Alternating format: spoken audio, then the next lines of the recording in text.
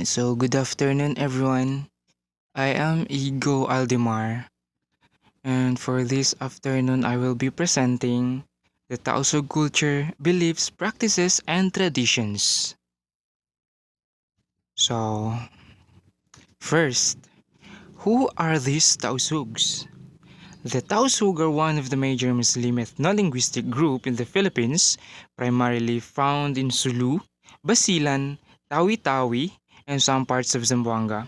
Their name comes from Tau, means people, and Sug means sea current, and the overall meaning is people from the current, people of the current rather. Reflecting their maritime lifestyle, here are some summary of their culture, beliefs, traditions, and practices. So first one is culture maritime lifestyle. The Tausug are skilled sailors. They are known as fishermen and traders, historically known for their seafaring and warrior traditions. So first, etong nakita nyo is banig to siya. Banig siya na kung tinatawag nila is pag-anyam. Oo, yun ang pagtawag din sa kanila. Yung pangingisda is pamingwit.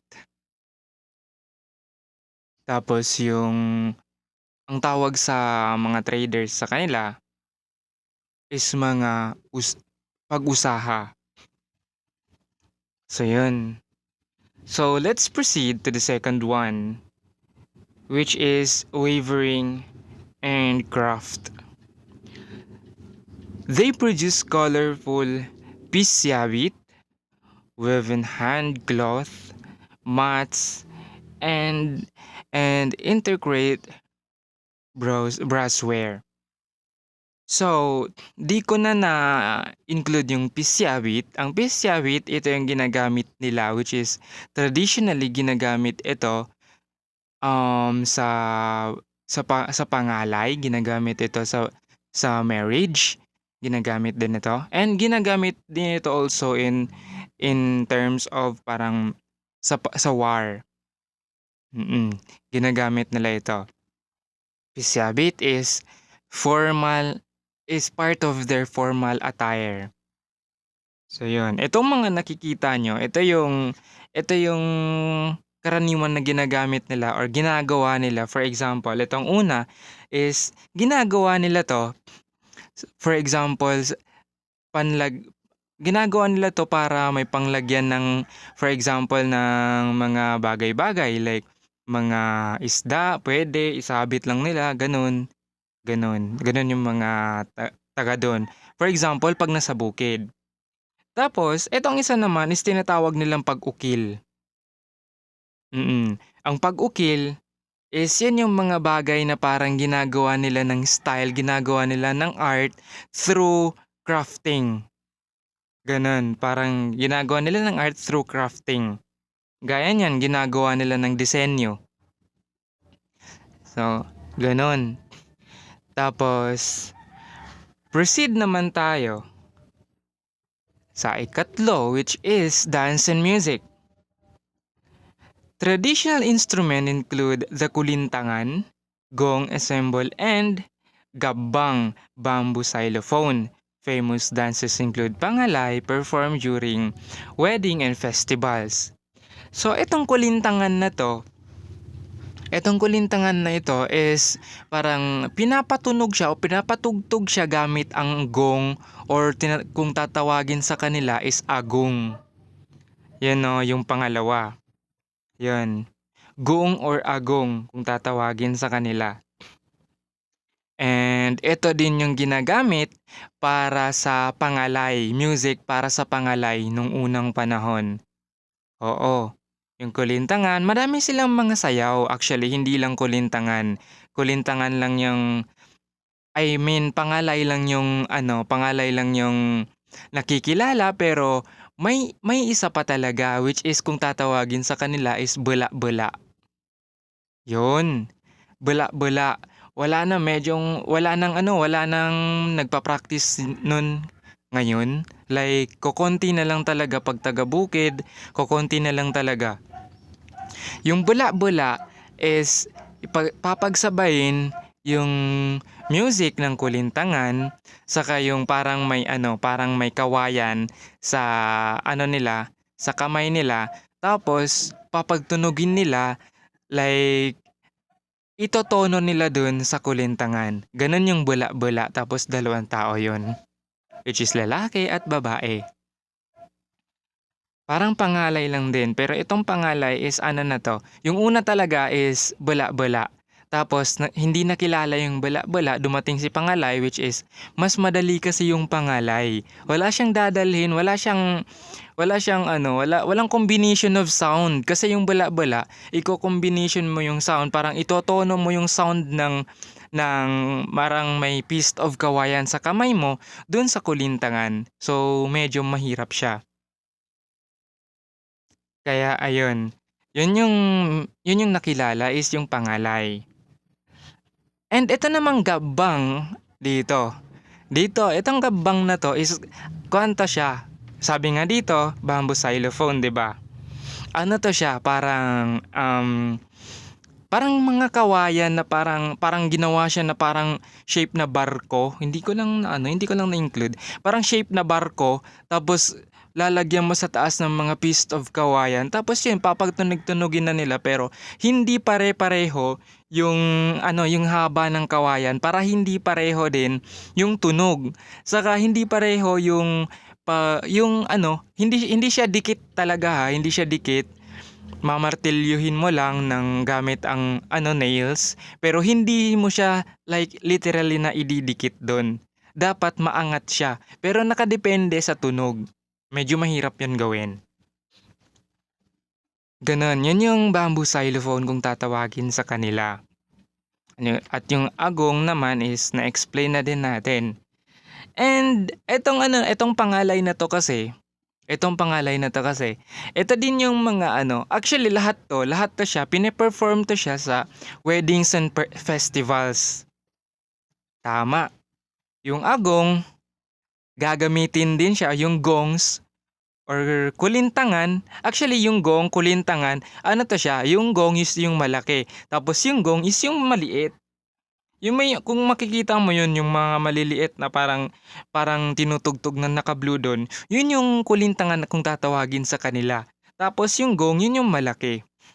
So, hindi sila magkaparehong like tunog, pero magkatugma, like siya, like kumbaga nagko-combine siya, ganun. Parang nakadepende na lang sa sa kanila kung paano nila tutugtugin yun. Ganon yung gong at kulintangan. Actually, marami pa yan. May pa yan eh. May gandangan pa yan. Kulang pa yan kung baga. May gandangan pa kung tatawagin. Yung iba gagamitin nila is kawayan. Yung iba naman is parang mga galon, ganyan. Pero nung sinauna talaga is kawayan. Malaking kawayan talaga. Malaking kawayan. Actually, oo. May kawayan, may gandangan, kulintangan at agong. Yun. Sila. Sila yung tatlo na mahirap ipaghiwalay, pero parang hindi nakikilala yung gandangan kasi medyo hindi na pinapractice ngayon. Pero pag taga-bukid talaga, pinapractice talaga nila yan. Yung tatlo. Kasi yun eh, parang pag may kasal, pinapatugtog nila yun. Tapos para kumbaga, yun yung sign, yun yung maaring simbolo na may ikakasal. Yun, wala naman mag-aagong or magkukulintangan kung walang ikakasal. Yun. Unless na kung kung nasa bahay lang, maaring may magda-dance like pangalay, bula-bula, pwede yun. Pero pag pag dinadala kasi ito nila, pag for example, pupunta na yung lalaki sa bahay ng babae. Ganun, pupunta na sila. Papatugtugin na ng mga grupo ng mga lalaki yung ano, yung gandangan, kulintangan saka yung agong. So ganun. Ganun ganun yung ginagawa nila. Tapos eto namang gabbang. Etong gabbang is ano to siya, parang ano tawag dito? Isa to siyang traditions nila na parang ginagawa nila pag pag may for example, pag may kasiyahan sa kasiyahan sa kasal, ganun. Yun, ginagawa nila yan. Parang nagpapatugtog sila tapos parang kinakanta-kantahan nila. Kung tawag sa kanila ay singgit-singgit. Yun, magsinggit-singgit. Ang singgit-singgit, explain natin yung singgit-singgit is parang ano to siya, parang parang ano siya, parang courtship ng babae at saka lalaki. Yun, pwede na mag-away-away sila. Pwede na parang mamanhikan yung lalaki dun sa babae. Ganun. Pero, in a way na idadaan nila sa sa paggagabang, idadaan nila sa kanta kumbaga. Ganon. Parang may kanta-kanta yan. Dito din sa gabang din nakikilala yung yung tinatawag nila hadis. Pag-hadis, hadis ibandaman, ganun kumbaga kung sa Tagalog ay tula. Yung iba poem or poetry, ganun. Dito nila pinapatugtog yun. Dito nila kinakanta yung tula. Parang ganun. Dito na pina-perform. So, punta naman tayo sa panghuli, yung foods. Ito na nga, yung foods nila. Popular dishes includes tula itum o black beef soup, pastil sati, spicy grilled meat with rice. Ayan kung nakikita nyo. Yan, dyan yun na nakikita sa first ang lahat talaga na sinasabi ko. Nandyan na. Ang wala lang dyan yung rice. Kumbaga, kung tatawagin sa kanila is guling. Yun. Itong tula itom talaga is kilala talaga to bilang traditional food ng mga tausug. Siguro, kilala na to ng lahat. Pag sinabi mong tula itom, alam na nila na tausug. Kasi may nababasa din ako na kilala nila din to sa ibang bansa.